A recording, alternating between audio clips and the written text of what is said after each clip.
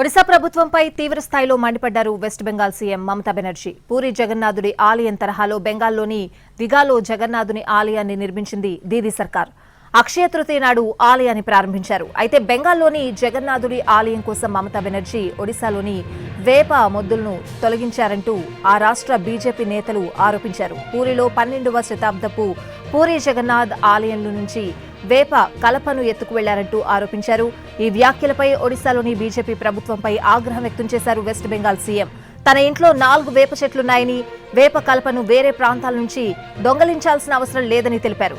అయినా వెస్ట్ బెంగాల్ దిఘాలో ప్రతిష్ఠించిన జగన్నాథుడిని పాలరాతితో తయారు చేశామని, వేప కలపతో కాదని క్లారిటీ ఇచ్చారు మమతా బెనర్జీ. పశ్చిమ బెంగాల్లో జగన్నాథ స్వామిని పూజించడం నేరమా అంటూ ఆగ్రహం వ్యక్తం చేశారు.